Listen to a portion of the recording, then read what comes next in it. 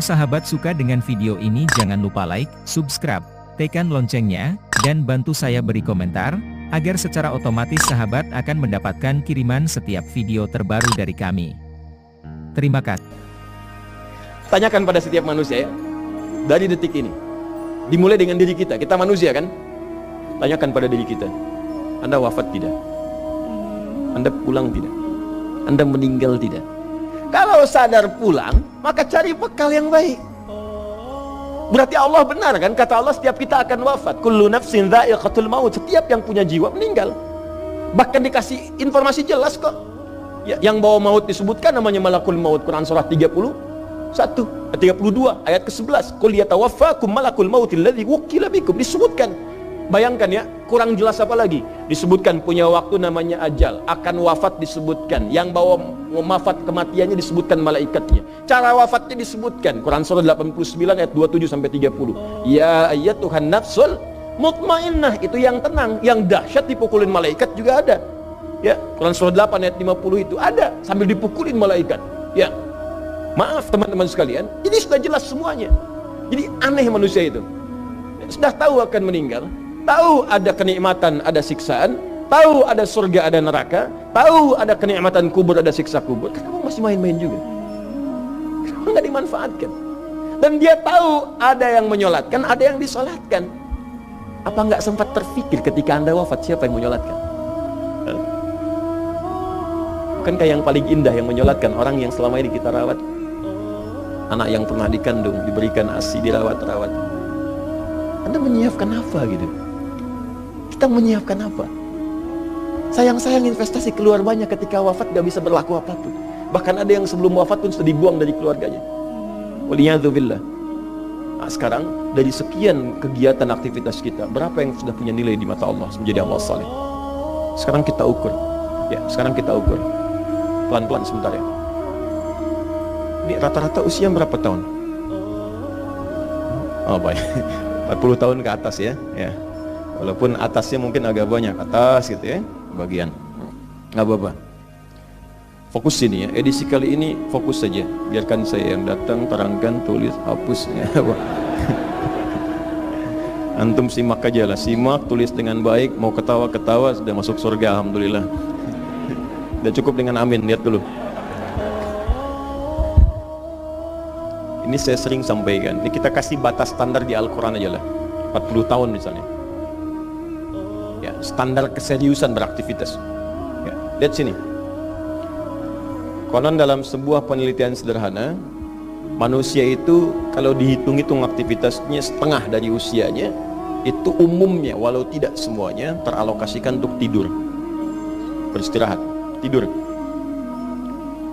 Dari mulai lahir, bayi kecil tidur, dewasa beraktivitas, tidur siang, tidur malam, tidur macam-macam, tidur kecapean, tidur ngantuk, tidur lelah, tidur segala rupa, tidur setengah dari usia. Jadi kalau 40 tahun, tidurnya berapa tahun?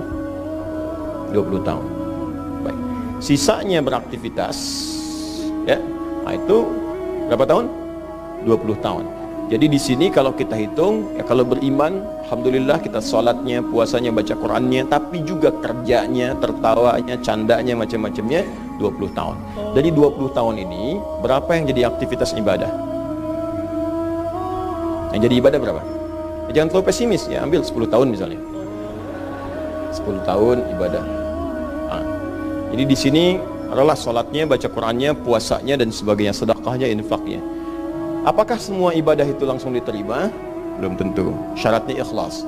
Wa ma umiru illa liya'budullaha mukhlishina lahuddin. Quran surah 98 ayat 5. Pertanyaannya, dari ibadah yang kurang lebih 10 tahun ini, berapa tahun yang ikhlas? Ya ambillah tengah-tengahnya 5 misalnya kan. 5 tahun. Ini yang ikhlas, insyaallah. Yang ikhlas kurang lebih 5 tahun. Jadi usia 40 tahun ini yang produktif amalan yang kurang lebih harapan kita diterima oleh Allah insyaallah 5 tahun. Dosanya berapa tahun?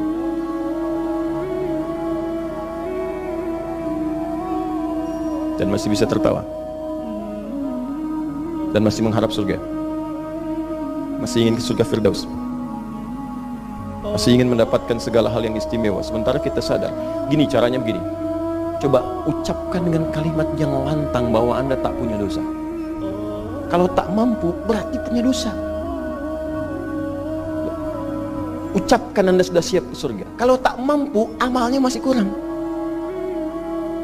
Jadi kalau sudah merasa amal masih kurang, dosa banyak, terus masih main-main juga. Sudah tahu usia sudah di atas ini, ada yang 50, 60 tahu, waktunya sedikit. Yang kemarin-kemarin banyak yang sia-sia. Jadi kalau yang kemarin-kemarin kurang, masa sisanya masih dikurangi juga? Anda 40 tahun, 50 tahun, 60 tahun. Sekarang anak 4, 5 tahun, bahkan matanya buta, ada laki-laki, ada perempuan, sudah jadi penghafal Quran. 5 tahun hafal Quran. Belum baligh. Dan berharap punya bekal di hadapan Allah. Kemarin sahabat saya, Syekh Ali Jabir, ya, datang ke Bekasi. Cerita tentang Kaila, anak 5 tahun, mata buta. Murajaah hafalan Quran sehari 5-7 juz. Dikatakan oleh beliau, Kaila, apa enggak capek terlalu banyak? Kamu kan punya uzur di hadapan Allah. Allah Maha memahami keadaan kamu. Apa enggak lelah? Saya malu justru kepada Allah kalau kurang daripada itu.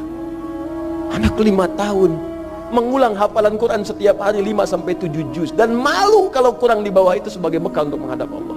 Anda diberikan kesempatan sampai lebih daripada 50 tahun, lebih daripada 40 tahun, lebih daripada 20 tahun. Dan sampai kesempatan itu, sampai hari ini pun untuk baca pun belum punya waktu. Dan Anda mengharap surga, Anda siapa?